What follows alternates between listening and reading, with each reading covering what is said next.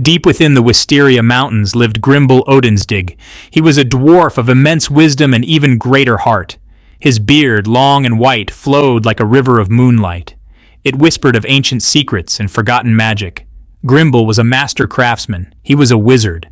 The mountains themselves hummed with his power. Grimble lived in a cavern lit by glowing crystals. He worked tirelessly at his forge. Here he poured his very essence into magical artifacts. Each piece pulsed with a life of its own. They were infused with the very spirit of Wisteria.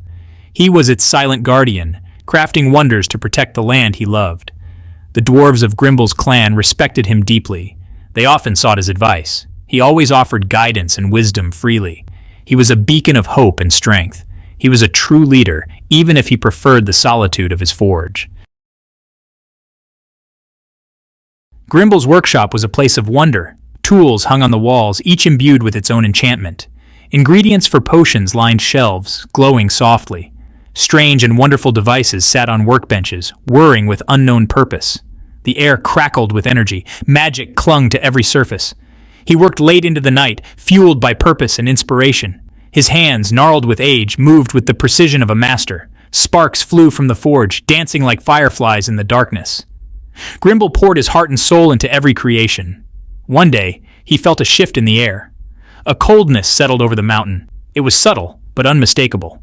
Something was wrong. He felt a tremor in the mountain's heart. This was no ordinary disturbance.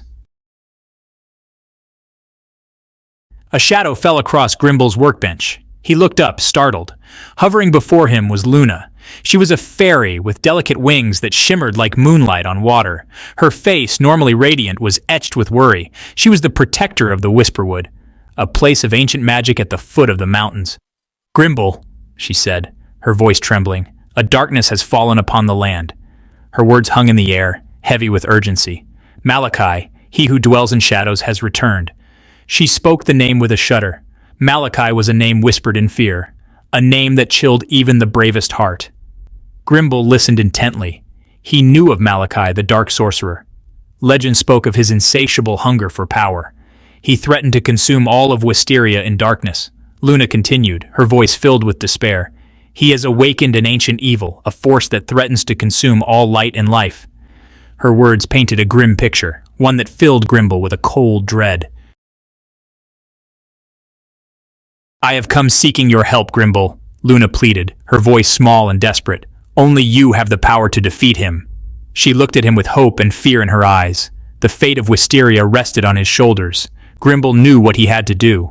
He would not abandon his home to darkness. He would craft a weapon, a beacon of hope against the encroaching shadows, a weapon worthy of combating Malachi's evil. "I will forge a weapon," Grimble declared, his voice echoing with resolve, "a weapon of light to banish the darkness." He knew just what to create. He would craft the Starheart Scepter. He went to his forge and began to work. The Starheart Scepter would be his masterpiece. He would imbue it with the very essence of Wisteria, the combined magic of the mountains and the forests, the rivers and the sky. It would be a conduit of pure, radiant energy, a symbol of hope.